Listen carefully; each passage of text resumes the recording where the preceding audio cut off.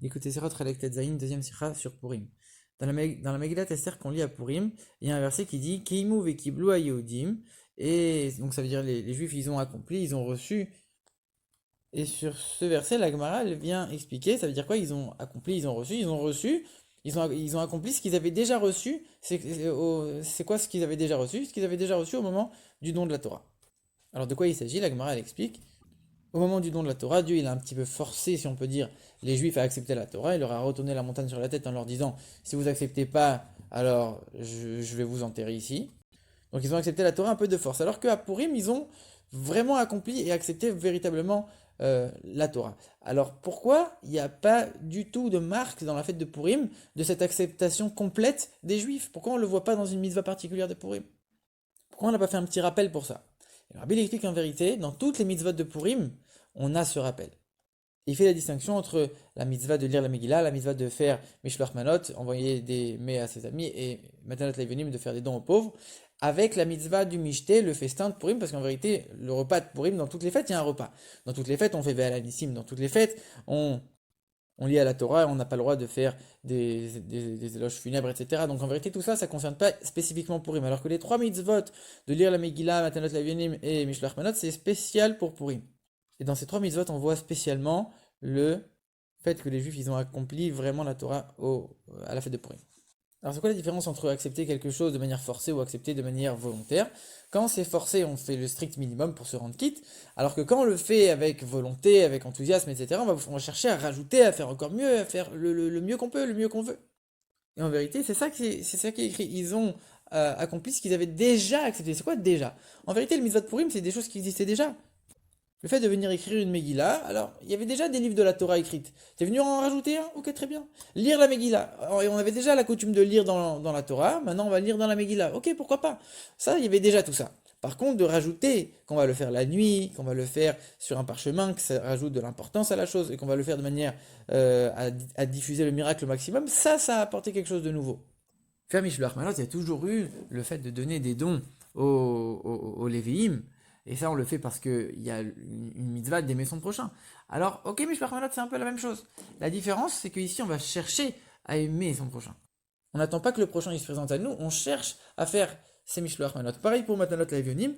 Normalement, quand on trouve un pauvre, on doit lui ouvrir la main. Matanot Le'Evionim, on doit chercher deux pauvres à qui donner pour vraiment chercher à accomplir cette mitzvah. Ça, c'est les différences. Donc on a renforcé des concepts, des mitzvot qui existaient déjà finalement. Que ce soit des mitzvot envers Dieu, comme écouter la Megillah, lire la Megillah, ou des mitzvot entre un homme et son prochain, Matanot Le'Evionim et Mishloach Manot. Mais selon d'autres avis, la mitzvah de Matanot Le'Evionim et de Mishloach Manot, c'est uniquement la continuité de la mitzvah du festin.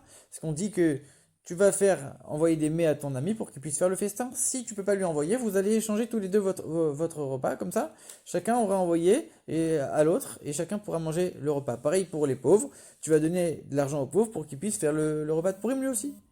Donc ici, ça a l'air d'être lié au repas. En quoi c'est lié tellement au fait que les Juifs ils ont accepté sur la Torah? Alors le Rambam, il va expliquer un petit peu tout ça. Et dans ses lois de Megillah, il explique que on doit faire Mishloach Manot, etc. Et il dit, mieux vaut augmenter la somme qu'on va donner pour les pauvres plutôt que d'augmenter les mets qu'on va envoyer à ses amis et l'argent du repas. Et il rajoute que la véritable joie, elle est uniquement quand on va réjouir le cœur des pauvres, et il rajoute aussi le cœur des orphelins, le cœur des veuves, etc. De la même manière que Dieu, il les réjouit, alors nous aussi, on va avoir une très grande joie en les réjouissant. Ce qui est intéressant, c'est que ici, le Rambam, il vient préciser ça sur la Tzedaka uniquement dans le Matanot Le'Evionim de Purim. Dans ses lois de Tzedaka, il ne parle pas du tout de ça. Dans les lois de Tzedaka, il parle d'autres qualités de la Tzedaka, mais il ne dit pas ce qu'il vient de dire ici. Donc en vérité, on voit que le Rambam ici, selon lui, les mitzvot de Purim, elles sont essentiellement liées à la joie. Et même si on fait la tzedaka, et même si on fait Mishloach Manot, en vérité, c'est quand même lié à la joie. Et c'est pour ça qu'il rajoute la veuve et l'orphelin. Si c'était uniquement les pauvres, alors dans ce cas-là, si tu considères que la veuve et l'orphelin, ils sont inclus dans les pauvres, dis les pauvres et je comprends. S'ils sont pas inclus dans les pauvres, alors pourquoi tu les cites dans la mitzvah de donner aux pauvres? Donc en vérité, on voit que cette mitzvah de Matanot Le'Evionim, selon le Rambam, elle est essentiellement liée à la joie. Et on doit réjouir ceux qui ne sont pas joyeux. Et donc forcément, tu rajoutes la veuve et l'orphelin, en plus des pauvres. Et d'ailleurs, le Rambam, il inclut les trois mitzvot ensemble. Le Mishté, Matanot Le'Evionim et Mishloach Manot, il les met ensemble. Et il dit, mais dans toutes les dépenses, c'est mieux d'augmenter les dépenses qu'on va donner aux pauvres plutôt que les dépenses du repas et de Mishloach Manot. Donc on voit qu'il les inclut vraiment ensemble. Alors le Mishti, on comprend que c'est lié à la joie, mais d'où Rambam il tire que Mishloach Manot et Matanot Le'Evionim, c'est aussi lié essentiellement à la joie. Et pas par exemple à Bat Israël et la Tzedaka comme on l'a vu tout à l'heure. Maintenant, si on vient dire que la mitzvah de Mishloach Manot et de Matanot Le'Evionim, en vérité c'est la continuité de la mitzvah de Mishté, c'est comme les trois, ça fait partie de la même chose, c'est la simcha, c'est la joie. Donc ça voudrait dire que si on en accomplit une pas comme il faut, les deux autres ne sont automatiquement pas accomplis comme il faut. Mais on n'a jamais vu une chose pareille, au contraire, on voit très bien que les trois sont distincts. Et même si tu n'as pas donné l'argent aux pauvres, si tu as fait ton mishté comme il faut, et si tu as donné Mishloach Manot, alors tu as fait ces deux mitzvot-là, tu n'as pas fait la Matanot Le'Evionim. Mais en quoi les trois sont interdépendantes? On n'a jamais vu ça nulle part. Comment on peut dire une chose pareille? Même dans les mots de Rambam lui-même, il est en train de te dire, si tu donnes plus aux pauvres, alors ta joie, elle sera plus grande. Mais il n'est pas en train de te dire, si tu n'as pas donné aux pauvres, ton michté ne vaut rien et Mishloach Manot ne vaut rien. Donc, c'est quoi le lien en vérité entre les trois? Est-ce que les trois sont interdépendantes ou est-ce que les trois sont différentes? Et si les trois sont liés au même sujet, alors quelle définition on peut donner exactement à ce qui les relie et si elles sont dépendantes ou pas? Le rabbi donne l'explication suivante. En vérité, quand on regarde le verset dans lequel on nous parle de ces trois mitzvot, le Mishté, Mishloach Manot et Matanot Le'Evionim, qu'est-ce qui est écrit dans ce verset? On nous dit Yeme Mishté Vesimcha, ou Mishloach Manot, Tishlere ou Matanot Le'Evionim. Donc on nous dit, on doit faire des jours de Purim, Yeme Mishté Vesimcha, des jours de joie. En vérité, ça veut dire que toute l'essence de Purim, toute l'identité de ce jour, de ces jours, les jours de Purim, c'est quoi? En vérité, c'est pas que il y a une mitzvah de faire le Mishté et de se réjouir pendant le Mishté. C'est que toute l'essence de Purim, c'est la joie. À tel point que toutes les autres choses qui sont liées à Purim, à plus forte raison celles qui sont citées dans le verset, Matanot Le'Evionim et Mishloach Manot, tout ce qui est lié à Purim, c'est forcément lié à la joie.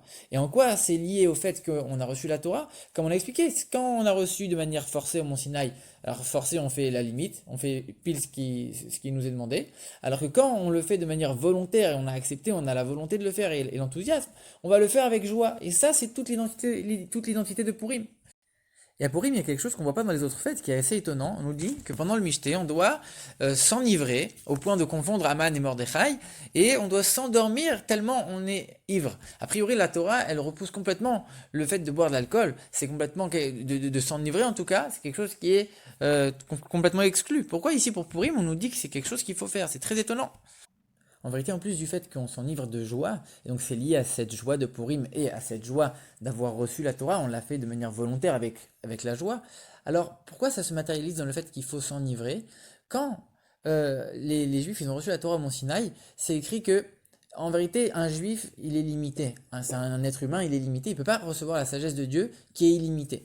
Et donc, forcément, il ne peut pas la contenir, cette sagesse. C'est pour ça que quand ils ont reçu la Torah à Mont Sinaï, c'est écrit que leur âme, elle sortait de leur corps tellement la lumière, elle était forte. On ne peut pas contenir une telle lumière.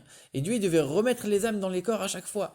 Donc, en vérité, on a un peu ce même concept avec le fait de s'enivrer. On sort complètement de ses limites. On sort de sa matérialité.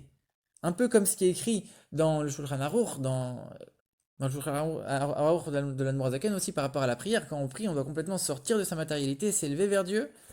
Que les prophètes, quand ils recevaient la parole de Dieu, qui peut pas ils pouvaient pas contenir quelque chose d'illimité, ça les transcendait. De la même manière, à Purim, on doit faire en sorte de s'enivrer pour être au-dessus de l'intellect, au-dessus de la réflexion, au-dessus de toutes les limitations de l'être humain, sortir de ses limites complètement, au point où on n'est plus conscient.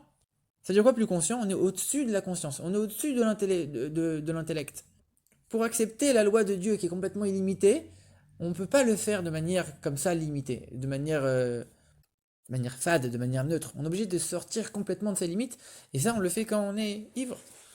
Un peu comme quand ils ont reçu la Torah, un peu comme quand les prophètes, ils avaient la parole de Dieu. Et c'est ça que le Rambam, en vérité, c'est aussi lié avec ce que le Rambam, il a dit, il faut augmenter les dons pour les pauvres.